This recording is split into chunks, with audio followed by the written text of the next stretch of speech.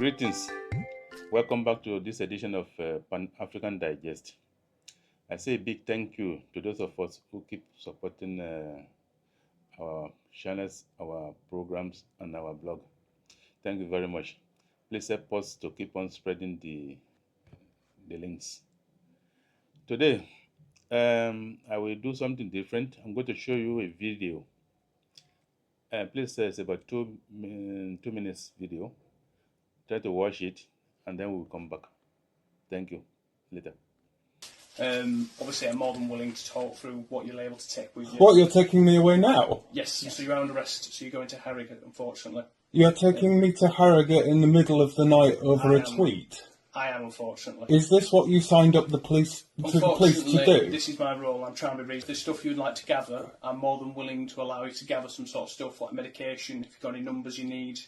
But at the moment, you join the police to go and arrest people at night for tweets online. Do you need any medication? I can't imagine that you are going to be in very long, but do you need any medication that you take at night? No. No. Do you need anything else you can think of? Wallet? Change your shoes or out? I'd like to put some shoes on if that's alright with you. Of course it is. Righty here. We will give you a search here. Search? Yeah, just to make sure there's nothing in your pocket that you can harm yourself with whilst you're being transported in the van. We're going to do it in here rather than outside so all your neighbours can go off. Oh, silly beach, mate. I'm good. You do understand that I'm going to make the maximum fuss about this free speech union. Yeah, absolutely. You guys just doing your jobs, obviously, but I want to be, but I'm happy to give you... I'm quite certain you two have got like 50 better things to do. Because what's your patch? Your Harrogate, Northallerton... We're referred to as Hambleton. So yeah. We're also Harrogate District. Yeah. So but of course, like the police they're not going to be able to credibly tell anybody that they're under-resourced now if they're sending people out to arrest people for tweets. Well, there's no point us debating it, is it? It's your dickhead bosses. Could you... just a sec. Welcome back. I hope you've watched the video. That was a video sent to me. It happened in the UK. According to the BBC, according to many Western channels, Britain, the UK, is the mother of democracy. For about 40 years, I've been writing about the so-called Western values, which I always maintain are more theoretical than practical. Few people will listen to me. Just imagine that in the middle of the night, in Nigeria or in Ghana or in Kenya, police storm your house, your room. They want to arrest you over what you've written, over what you have posted on social media. I mean, it's so incomprehensible. I mean, they say we're an authoritarian, we live under non-democracy, and blah blah blah, and it's really very difficult for my mind to process the video after watching it. It's like what George Orwell wrote in 1984. How did how did the British people get to this level where they accept this type of fascism? There's no other word for it. Police barge into your house, going to arrest you over what you tweeted. Where do we start breaking it down? What is democracy? We are told that it's the government of the people, by the people, and for the people. That is what they wrote in our civics and our political science books. So what type of leaders do we have who gave themselves the power to order the arrest of citizens because of what they wrote? And it's difficult to even know where to start processing it. Just imagine BBC, CNN, all this Western media. They come to us. Hey, we are the advocates of democracy. We have freedom of speech. We have freedom of blah blah blah blah boom boom. I mean, and then none of this media, none of this Western media touching this story. Imagine that this thing happen in England, in Africa. They will all be over us, like be swarming over us. What is happening? What is the state dictatorship, military, or blah blah blah, non-democratic? They will be. They will be. We know them. They will be all over us. As I've been saying for the past 40 years again, my problem is not with the West or the Westerners. My problem is with Africans who keep on believing the nonsense they have been told by the West, especially the Western media. Why do we keep on listening to BBC? We regard the CNN as a gospel truth. We invited them to come and tell us every occasion we have, they have to be given special attention. And what is more ridiculous is that we have our journalists anchoring, begging for spaces on these channels, on these Western propaganda machines.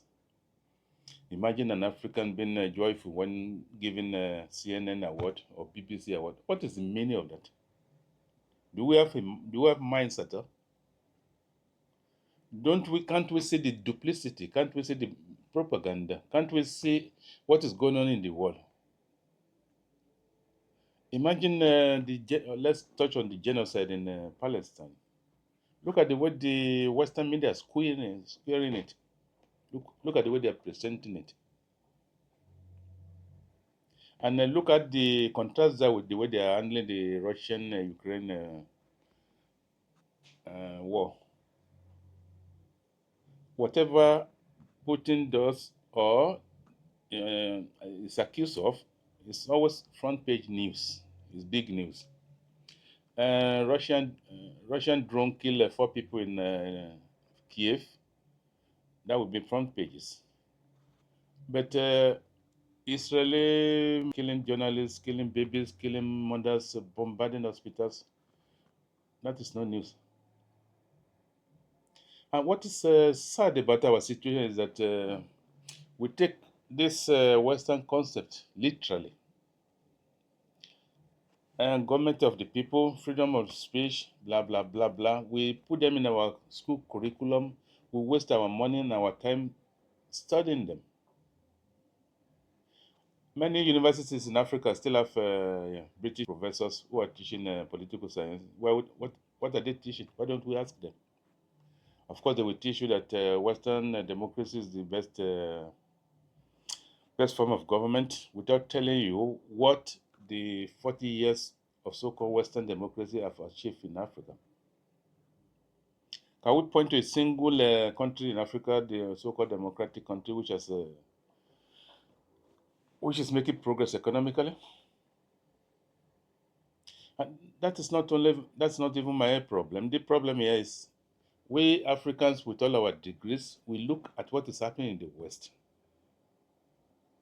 We look at the failure of their models. Their political system is crashing. Their economic system is crashing.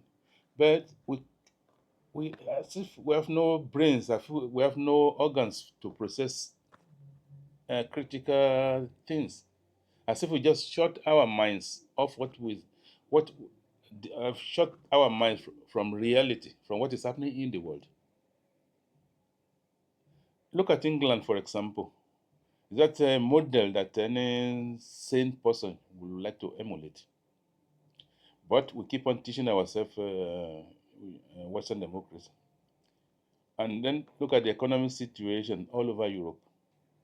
Why do we keep on copying failed system? Why do we keep on emulating those who have failed? As the tragedy again is that those of us who should know better, we get emotional when some of us point these things out. Oh, you are a communist, you are Russian, blah, blah, Russian bot, you are this, you are that. No, just sit down, analyze, stop calling names. Sit down, analyze what we represent, and then use your brains to process them. No, we're not Russian, but we're not Chinese, whatever. We are critical thinkers. We present you with the facts. Deal with them. Stop getting emotional. Is France a model for any African country to emulate? The economy is crashing. The social system in France is deteriorating rapidly. Britain is a mess, whichever way we consider it. And Germany, the supposed leader of the EU economy, I mean, the European project is collapsing real time.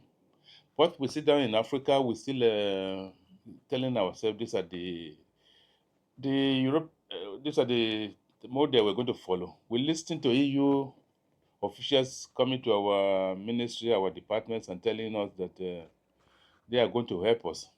And like mindless children, we don't ask ourselves questions. If you are capable of managing an economy, why didn't you start with your own? They sit down in Brussels, they mess up their whole EU project. And then we have EU officials coming to Ghana, Accra, coming to Lagos, and then giving lectures and giving advices. And we sit down and listen to them. Where are our minds? That's the question we should ask ourselves in Africa. Where are our minds? No, we're not against European. We're not against anybody. We are just presenting facts as they exist in reality, not in theoretical formulations of those who are just promoting white supremacists. No, we're not blind. We see what the Chinese are achieving in real terms, in economic progress, in social, and most especially in technology. There's no one doubts that China is now the #1 country in the world in terms of economic progress. Forget about GDP, which is a statistical nonsense concocted by Western economists. It's meaningless. We can see the fast improvement China has made over the years. We see the cities. We are not blind. We see the fast trains. We see in every department you care to look. China is just so far amazing that, I mean, we look at the robotics they're building. We look at the EV vehicles.